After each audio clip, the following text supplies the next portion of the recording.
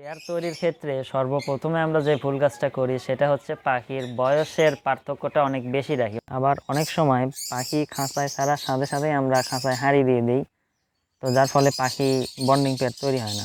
তো এক জোড়া পাখি থেকে লং টাইম ধরে যদি আমরা ভালো রেজাল্ট পেতে চাই সেজন্য অবশ্যই বন্ডিং পেয়ার তৈরি করতে হবে। তো বন্ডিং পেয়ারের গুরুত্ব কিন্তু অপরিসীম পাখি থেকে ভালো রেজাল্ট পাওয়ার জন্য। কারণ বন্ডিং পেয়ার না হলে যে সমস্যাগুলো হয় সেগুলো হচ্ছে অনেক সময় দেখা যায় পাখি প্রথম কয়েক ব্রিডে খুব ভালো ডিম বাচ্চা করে, কিন্তু তারপরে আর ঠিকঠাক মতো ডিম বাচ্চা করে না, ডিম দেয় ডিমে তা দেয় না, বাচ্চাকে খাওয়ায় না বা ফিট করায় না, আরও বিভিন্ন রকম সমস্যা দেখা যায়, ঠিকমতো নেস্টিং করে না, বিভিন্ন রকম ঝামেলা। তো এটা হচ্ছে বন্ডিং পেয়ার তৈরি না হওয়ার যেই একটা খারাপ দিক সেটা। তো কীভাবে বুঝবেন আপনার পাখি বন্ডিং পেয়ার তৈরি হয়েছে কি না, আর যারা পেয়ার তৈরি করতে চাচ্ছেন তো তারা বন্ডিং পেয়ার তৈরি করতে গেলে কোন কোন বিষয় লক্ষ্য রাখবেন, বা আমরা সাধারণত কোন কোন বিষয়গুলো মিস্টেক করে থাকি একটা বন্ডিং পেয়ার তৈরির ক্ষেত্রে, তো সেই বিষয়টাই আমি আজকের ভিডিওতে আপনাদেরকে বিস্তারিত জানাবো। তো চিন্তার কোনো কারণ নাই, যদি আপনার পাখির পেয়ার তৈরি করার ক্ষেত্রে এই বিষয়গুলো ঠিকঠাক মতো মেনে চলেন বা মেনটেন করেন তাহলে আশা করি আপনার পাখির বন্ডিং পেয়ার তৈরি হবে এবং একজোড়া বন্ডিং পেয়ার থেকে আপনি সর্বোচ্চ রেজাল্টটা পাবেন। তো পাখির পেয়ার তৈরির ক্ষেত্রে সর্বপ্রথমে আমরা যে ভুল কাজটা করি সেটা হচ্ছে পাখির বয়সের পার্থক্যটা অনেক বেশি রাখি অনেক সময়। তো সব থেকে ভালো পেয়ার তৈরি করার ক্ষেত্রে আপনারা অবশ্যই পাখির বয়সের ডিফারেন্সটা কম রাখবেন। আরও ভালো হয় যদি একই বয়সের পাখি জোড়া দেওয়া যায়, সেক্ষেত্রে বন্ডিং পেয়ার তৈরি হওয়ার সম্ভাবনা সব থেকে ভালো।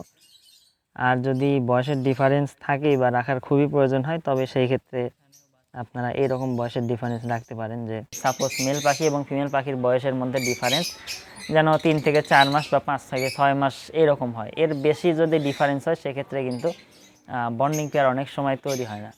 এটা যে কোনো পাখির ক্ষেত্রেই হতে পারে, এটা বাজরিগার, লাভবার্ড, ককাটেল বা অন্য যে কোনো পাখির ক্ষেত্রে হতে পারে।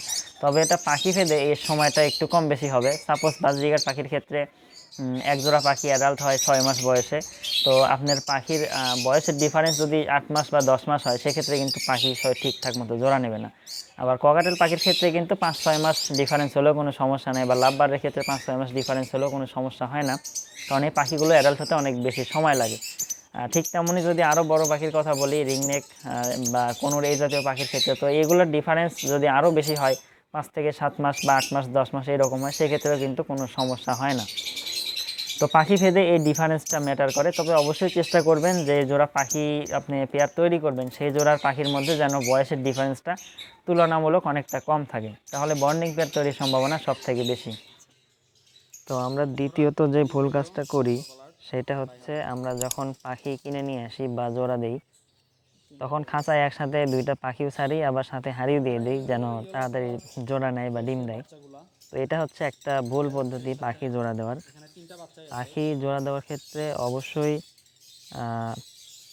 যে সঠিক পদ্ধতি আছে পাখি জোড়া দেওয়ার সেটা ফলো করতে হবে, তাহলে পাখিও খুব দ্রুত জোড়া নেবে এবং বন্ডিং পেয়ার তৈরি হবে।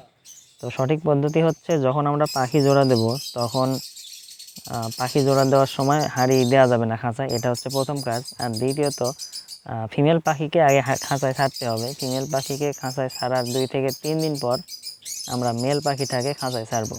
তাহলে যে কাজটা হবে, ফিমেল পাখিটা মেল পাখির সাথে খুব দ্রুতই জোড়া নিয়ে নেবে। আশা করা যায় 15 থেকে 20 দিনের মধ্যেই যে কোনো পাখি, লাভবার্ড, ককাটেল বা যে কোনো পাখি জোড়া নিয়ে নেবে যদি ব্রিডিং মুডে থাকে সেক্ষেত্রে।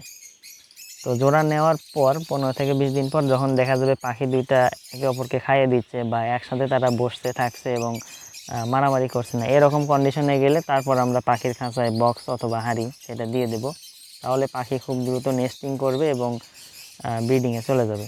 তো এই পদ্ধতিতে যদি আমরা পাখিকে পেয়ার করি তাহলে সেই পেয়ারটা বন্ডিং পেয়ার তৈরি হওয়ার সম্ভাবনা সব থেকে বেশি এবং দ্রুত জোড়া নেওয়ার সম্ভাবনাও সব থেকে বেশি।